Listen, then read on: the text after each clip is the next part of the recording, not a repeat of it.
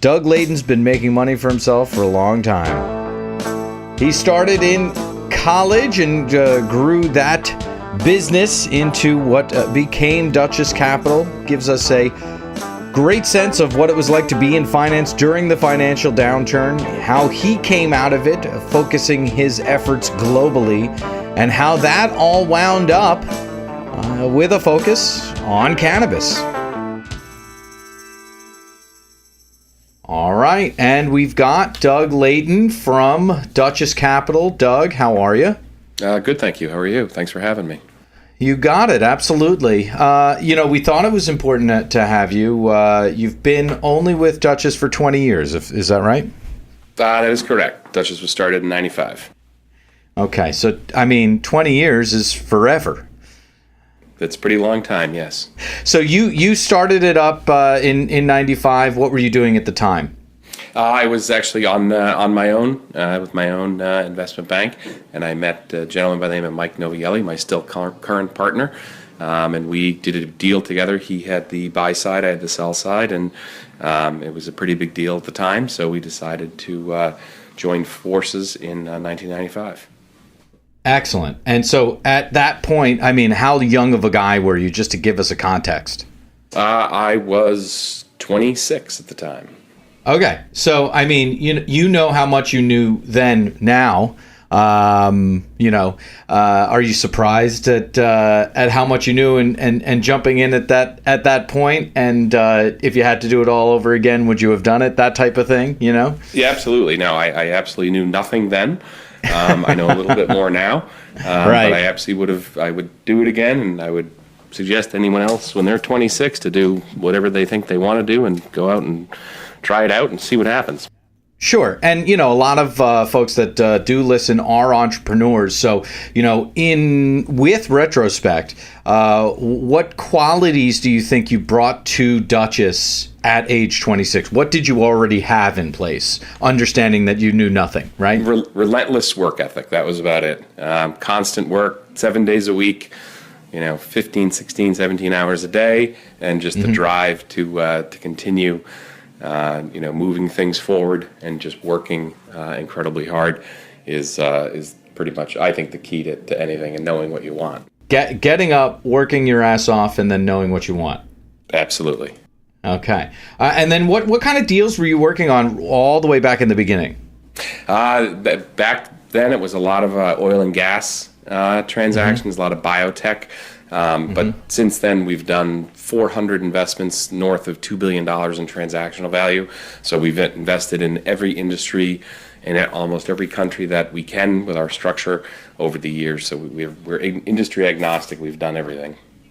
Okay, industry agnostic. I think that's important. What's the key to a good deal? If you've done 400 of them, what needs to be in place? People. Management. Management with the same goal, that has, experience, hardworking, and that everyone is aligned in the same goal and on the same page, working towards the same end goal is incredibly important, from everyone, all your stakeholders, to everyone in the organization, to even your investing partner. Everyone has to have the same goal and want to have the same outcome. When you have conflicts in that, it causes issues. And can you sniff that out now, that you've been doing it for so long? Can you sniff that out in a first meeting, or how long does it take to realize whether folks are on the same page or not?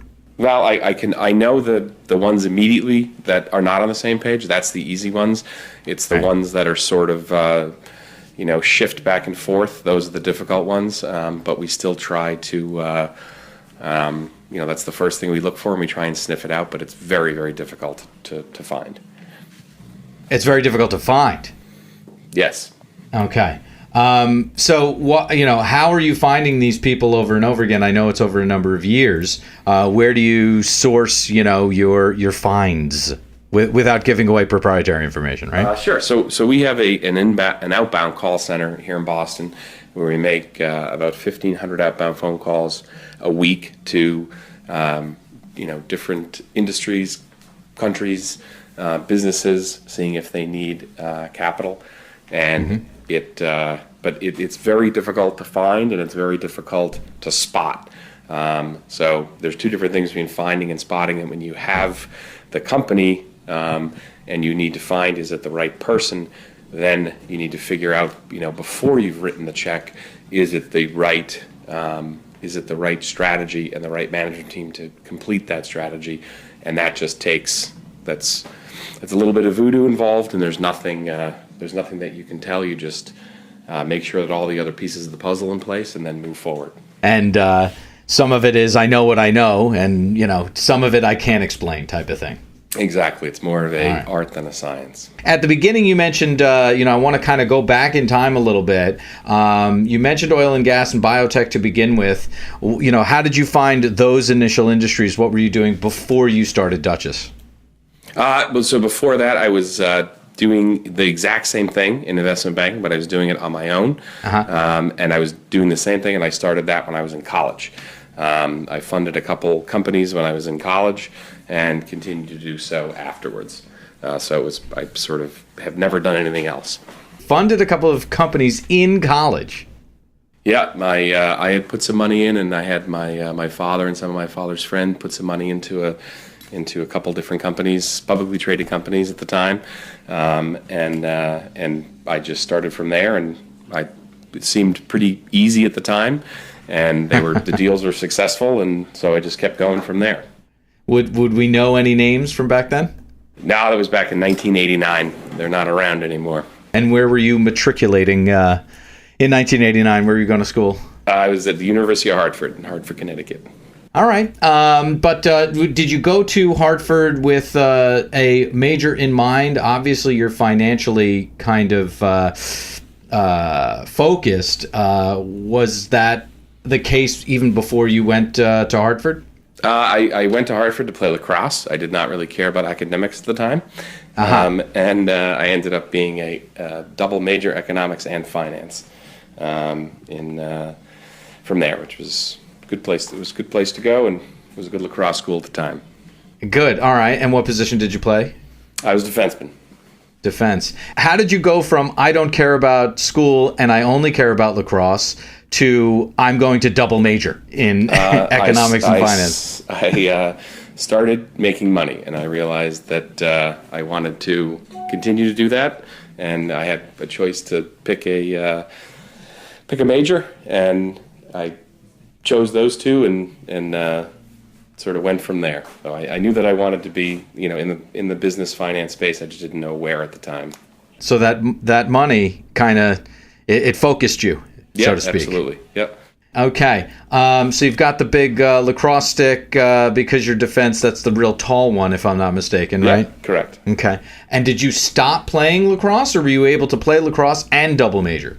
I still play lacrosse, and I even played post-college for many years. Oh, wow. Where? Yeah.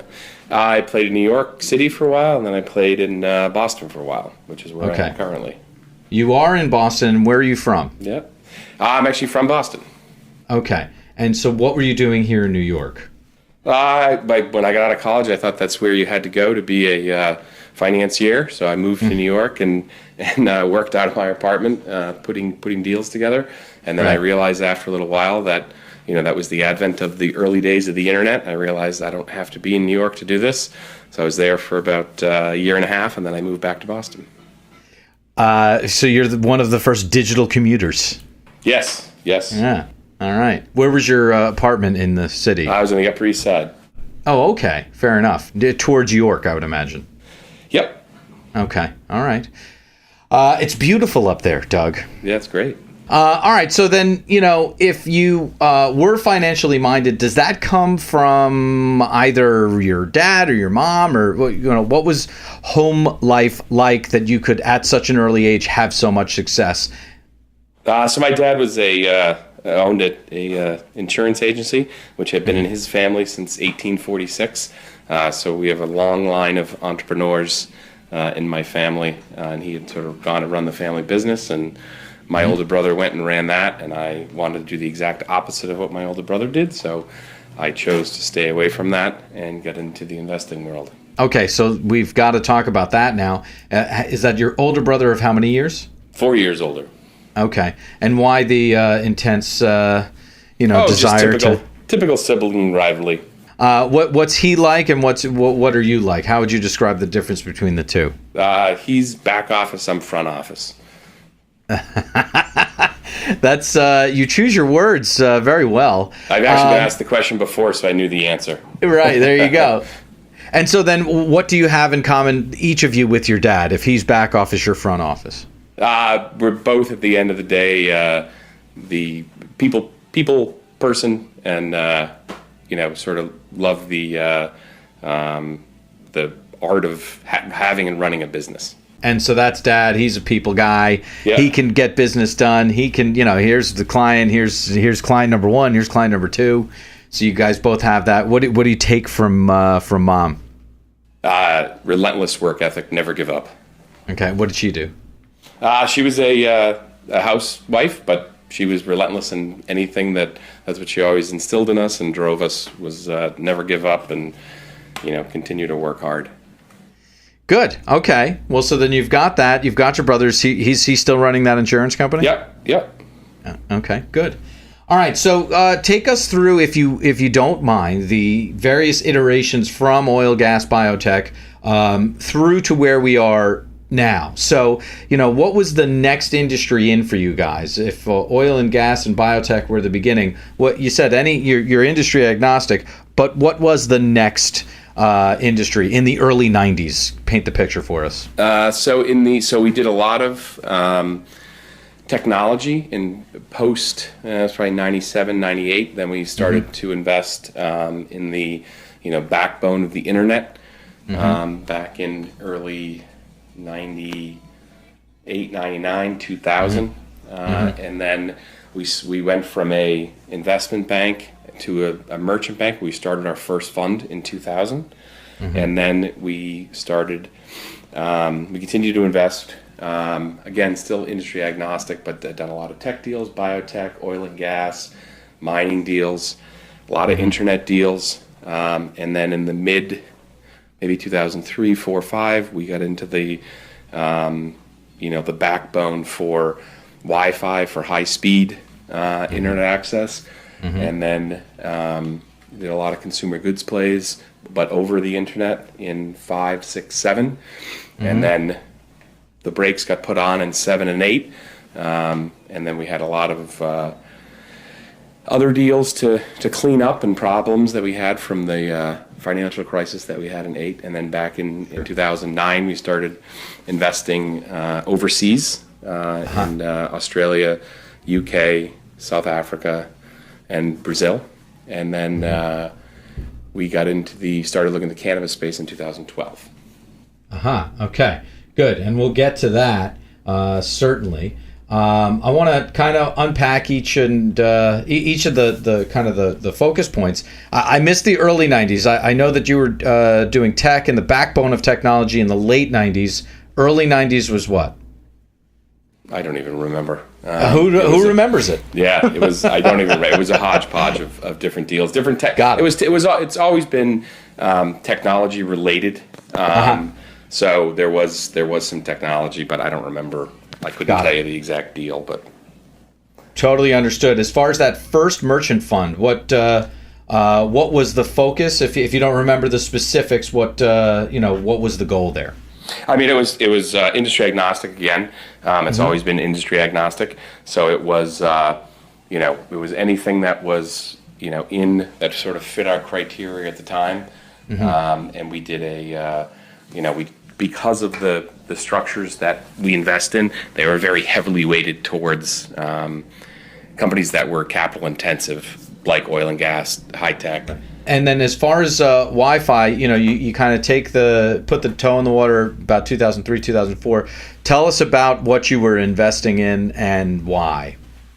Well, we were after the internet bubble burst, we were looking for the next technology that was going to change, the next sort of big technology play, and we found it to be in and I can't think of the phrase, but it was basically the backbone that was able to send wireless signal over a very longer distance, and and it was called WiMAX, I believe, and it was able to send signal, for 2 miles or 5 miles, so you wouldn't have to have that last mile problem.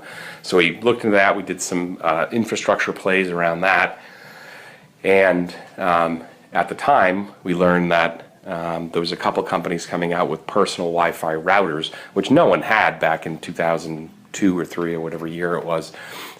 So we began to acquire cell phone chain stores.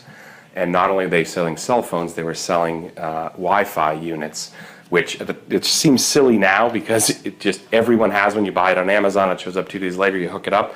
But back then, no one sold them. They were for the network enterprise. No one had networks in their home back then. So we acquired a bunch of chain cell phone stores, and we were acquiring that technology, and we were selling it through the stores.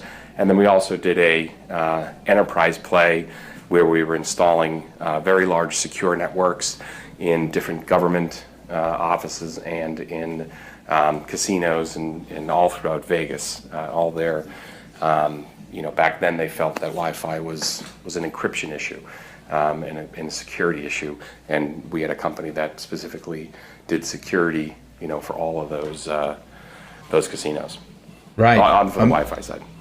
No, yeah, amazing. I mean, sure, it's you always have to say it's amazing to think now what we were investing in, it was such a big deal. I always like to bring up the fact that VCRs came and went within my lifetime in a very short period of my lifetime. So this happens all the time. Okay, so why don't we talk about the economic apocalypse? Obviously, you had investments. You were very strong in Wi-Fi at the time, and you had previously invested in the backbone of the internet, as you say.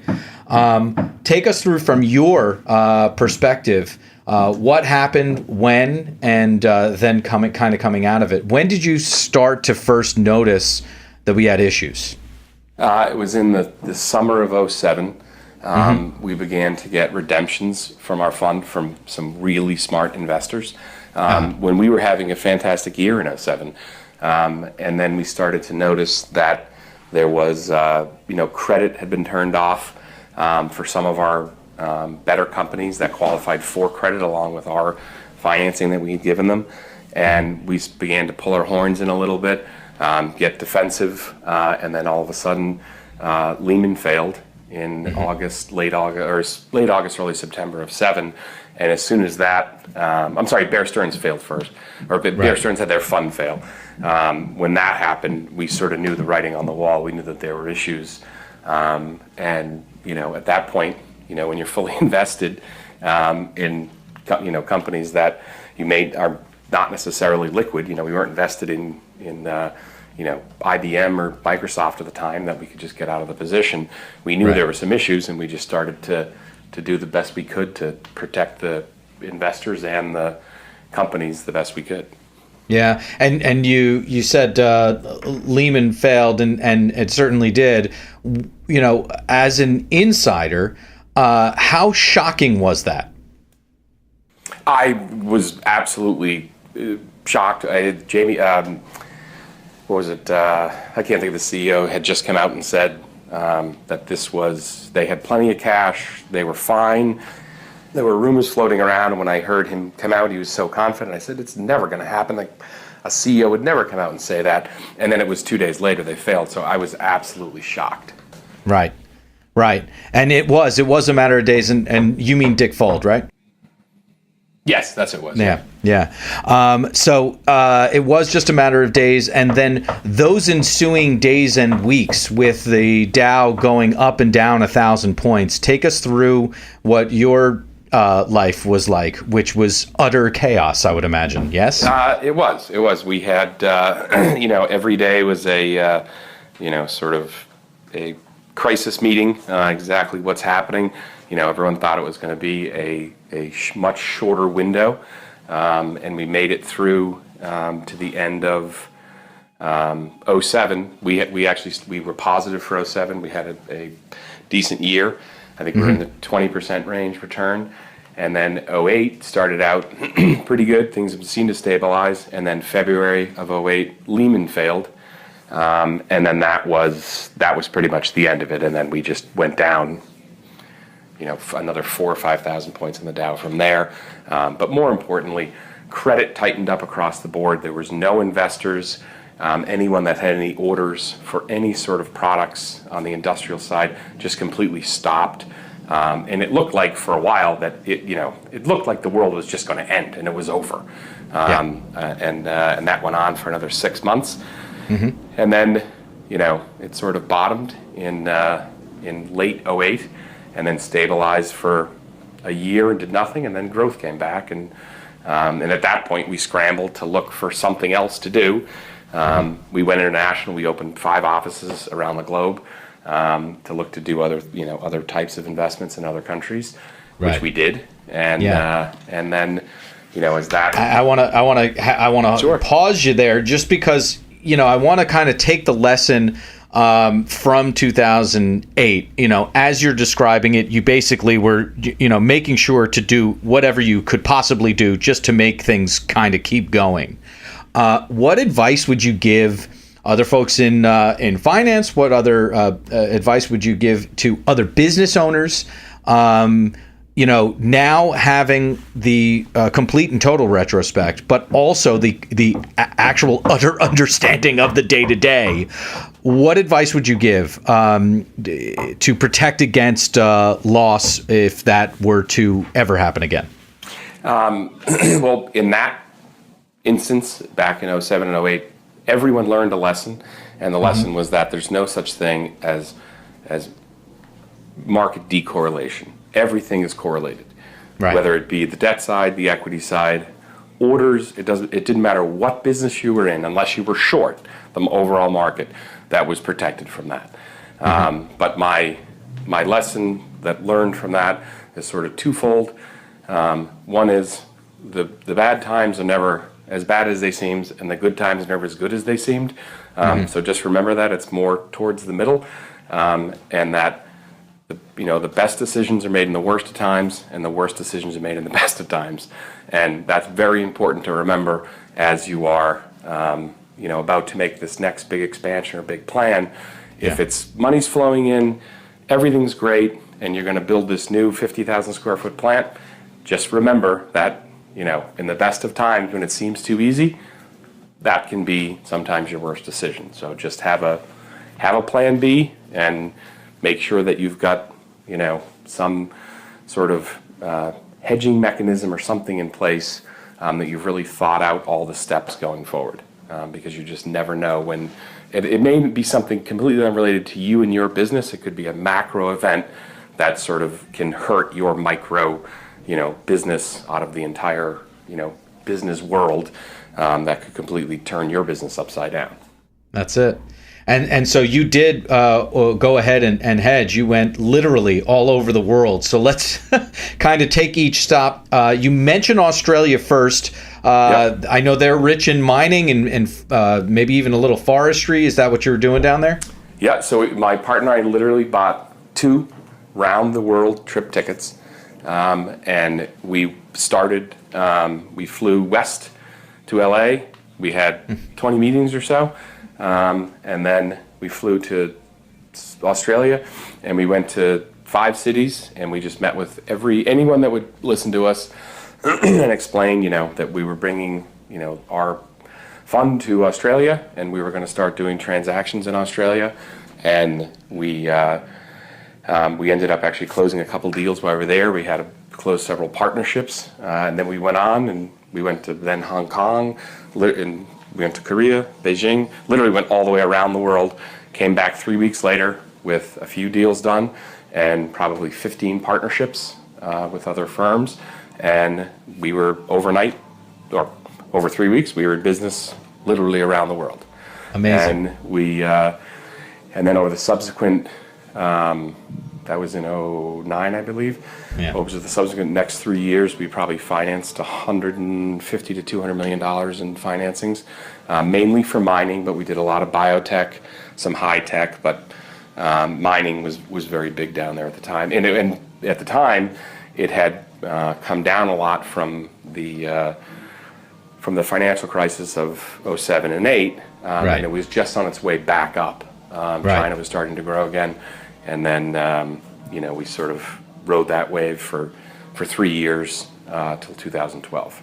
And you do describe the fact that you're kind of getting in at the bottom if everything went south. Now you go to Australia and all of a sudden you're kind of getting in at the bottom. Partnerships in mining, fantastic. You mentioned UK. You mentioned you went to Hong Kong and Korea, but you mentioned UK as a breeding ground for business. What kind of deals were happening there on that trip? Same type. UK is a very heavy mining exchange. The AIM's very heavy into mining because of its listing rules and because of the partnerships they have with Australia, South Africa, Brazil, all the main sort of mining pits of the world. So there's a tremendous amount of commodities play there.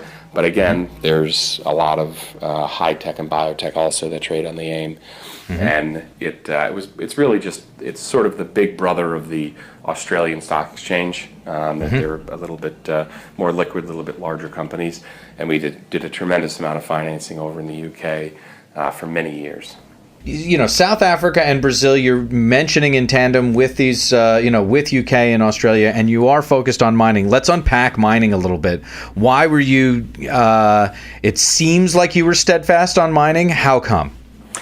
They're an industry that requires a tremendous amount of capital, and they have a deep asset base for collateral, and they also have the ability to have sort of 0 to 1 very quickly.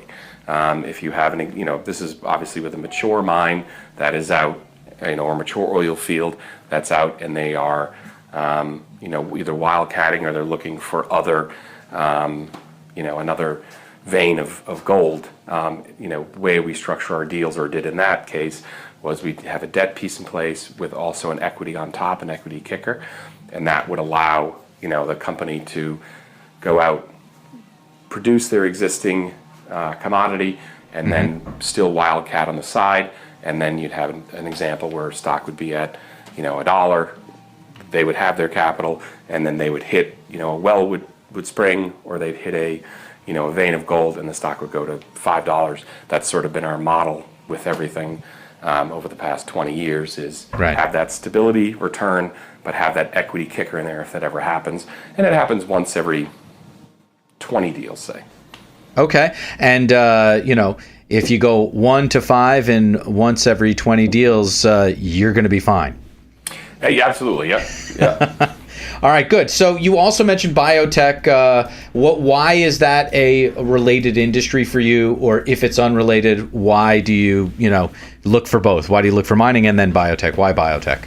Again, same exact reason. Actually, all the industries we looked at are all the same. They all require lots of capital, and they all have that ability to have that 1 to 5. You get a drug clearance, you get through FDA Schedule 1, you get through any sort of major milestone, and the company has that baseline, and then they have security, and then they have that fifth drug that they're working on that has that sort of spike. Okay, so there you go, 1 in 5, same type deal, and then tech is it kind of acts like biotech in the same way. Correct. Yep. And so you finally make your way back. You now are, over the span of 3 weeks, you make it back from your world trip, and you are now a global, entity, and, things are back on the way up. And, you said you kind of worked that through to 2012, and you've got a really solid business. And so then you turn to the federally illegal world of cannabis. So, yes, so then 3 years after going through the process of being open 23 hours a day, now that we are worldwide and have many clients and customers and trading on many exchanges, we decide that we need to do something even more difficult. So they passed the amendment here in Massachusetts for the legalization of medical marijuana, and we started doing some research into it, and we immediately were spooked away from it. And we could not find an entrepreneur. We couldn't come up with the regulations. And after about 10 months of due diligence, I was at a ArcView meeting. Again, because there's no banks in this industry, no investment bankers that show deals. Or at the time there wasn't. And I was sitting in an audience at ArcView, and the first guy on stage gets up. My first meeting at ArcView, my first real, due diligence deep dive, and the guy gets on the stage and he does a bong hit. And I said, I can't believe I spent $8,500 to come here to watch this. And I was about to get up and leave, and the next presenter was introduced by Troy Dayton. It was Isaac Dietrich, and they introduced him as Peter Thiel's 20 under 20. And I leaned over to my partner and I said, that's the guy. That's our first investment right there. Didn't even know what the company was. I didn't care, but I knew we had an entrepreneur in the right space, and I knew the space was going to take off. And he got up and gave I think they were only allowed 3 minutes. At the end of the 3 minutes, I grabbed him, pulled him off stage, and said, how much money are you looking for? How can we be an investor? And within a week, we had written the check for the seed round for Massroots. And they were at 6,500 users, and they just hit 325,000 last Monday. And they, we funded them, we brought them through. They're now publicly traded. They were the first cannabis company ever to be publicly traded, to be approved by the SEC to be traded through a direct public offering, not a reverse merger. And the company's doing fantastic. And take us, most folks listening know what Massroots is, but how would you describe it? How do you describe it when you speak to other finance people? So it is sort of the 10,000 foot view is it's a social network for the cannabis community.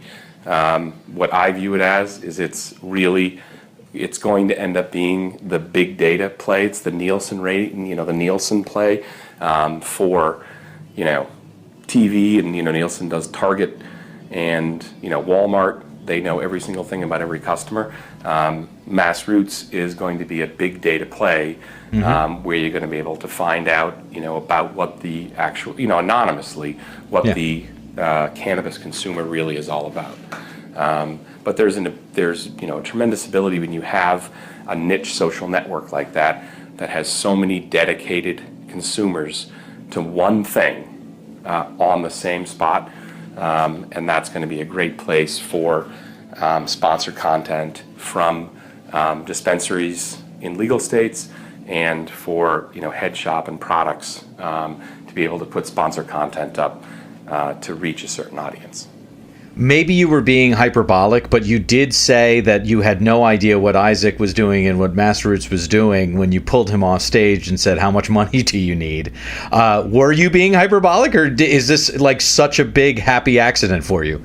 It was when he got up and said the pitch, I was so busy Googling his name to find out if he actually was one of Peter Thiel's 20 under 20 that I did not hear his pitch. And then I wanted to grab him before he got mugged by all the other investors, thinking that everyone wants to invest in this, and no one walked up to him. And then after he told me the pitch, I said, "Can you repeat it?" I said to myself, "This is big. This is the next big thing." And the ironic part of it was that he was voted the worst pitch at that ArcView meeting. Sure. So that gives you a sense of where we were then in this industry and where we are now. The combination of Peter Thiel and Isaac Dietrich and Massroots did come together under the same roof just a few weeks ago. Do you want to take us through, from your perspective, what just recently happened? Which part? Sorry, I don't understand the question. The fact that Peter Thiel was on stage in a keynote session talking about his investments, and Isaac, went ahead and entered a a contest, and at the same event that Peter Thiel was talking at, or was speaking at, about investment in cannabis, Isaac was then not permitted to be on stage. Right. Okay. I didn't know which one you meant. Yes, Isaac was in the TechCrunch Disrupt startup competition in New York, and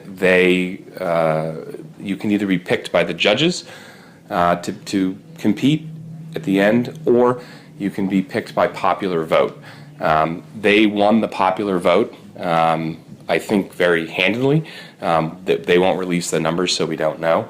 But they did, in fact, win, but because they're cannabis related, they were not allowed to compete in the finals, which, Isaac threw his hands in the air a little bit and tried to protest, but they didn't allow it.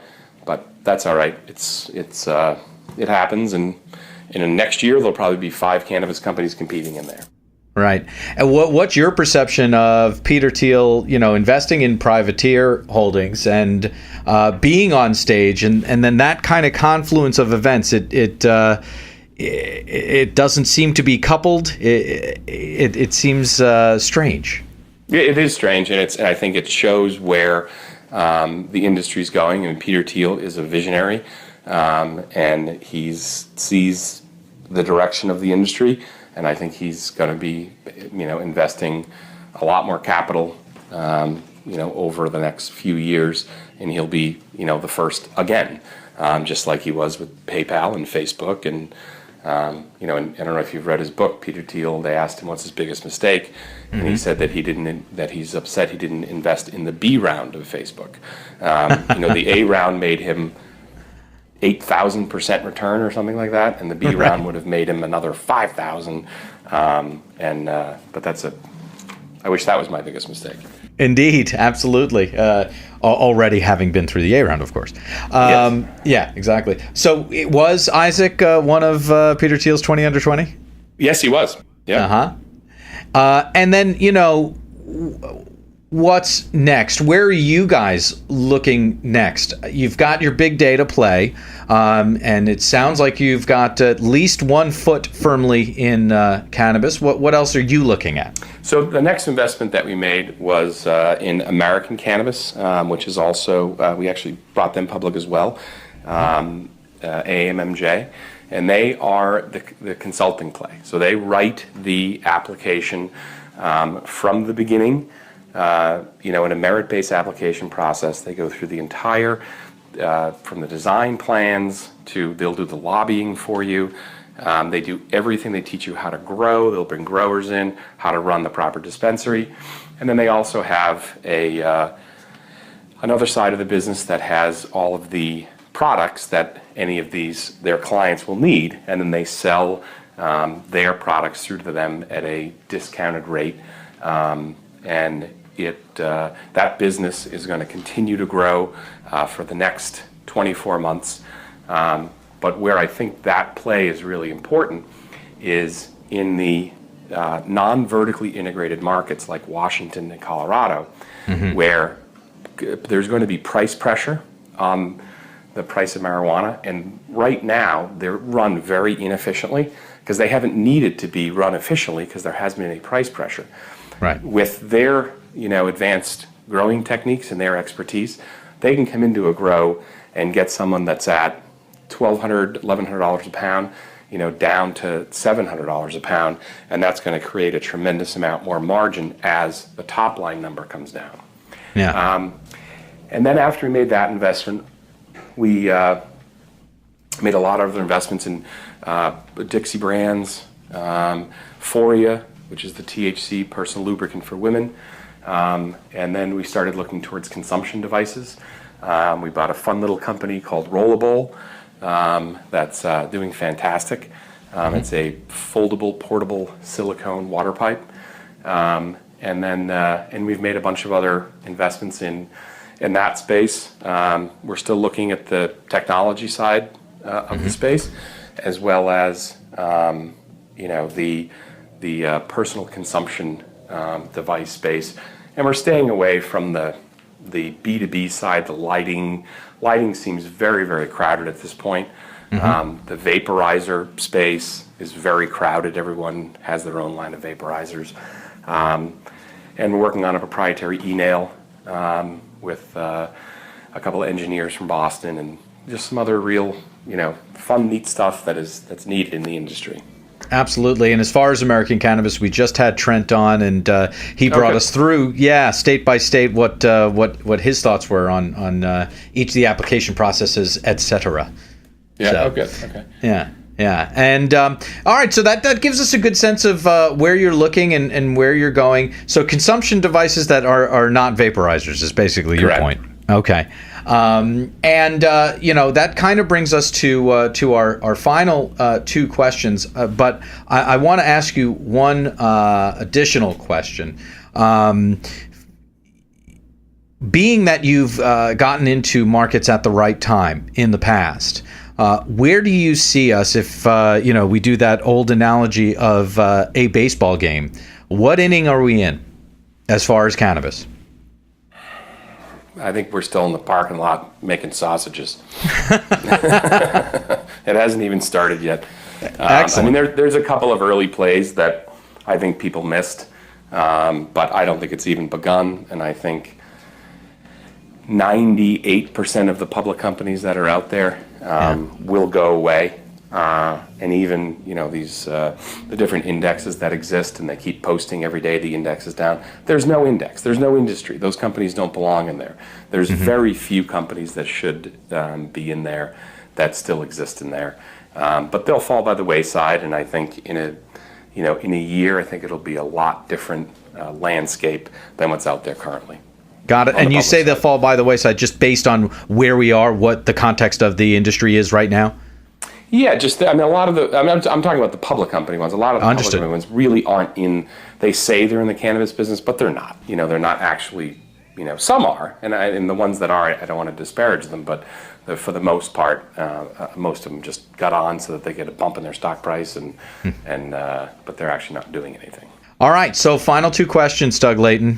First question is, what have you learned in cannabis? So what has most surprised you in cannabis? That's the first question. Second question is, what has most surprised you in life? So understanding what you know, we've just kind of taken a while to get to know what you know.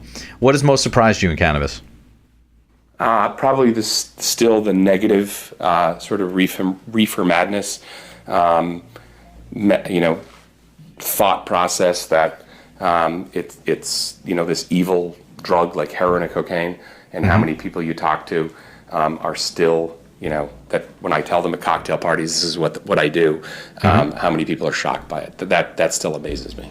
It is unbelievable, but I should say that you are in a specific industry that is kind of a lagging indicator. Would you agree that finance is a lagging indicator? It definitely is, especially in Boston. It's lagging. Right. So. Right. Yeah.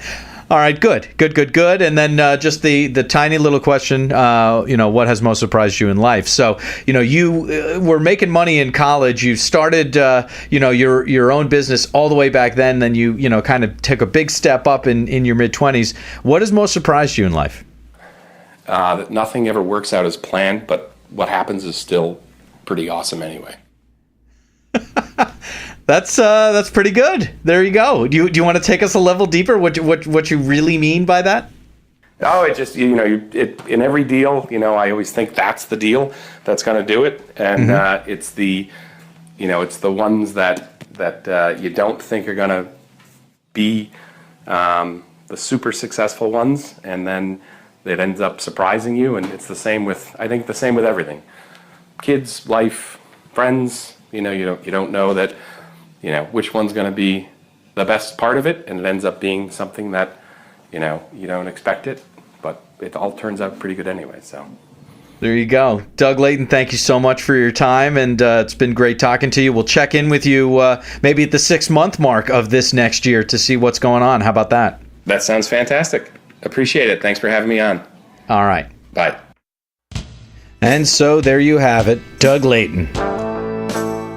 And really, it's quite simple if he would have you believe it. It's all about people management and making sure that everybody's focused on the same goal, making sure that folks have experience in the business that they're trying to run. And oh yeah, just working as hard as possible.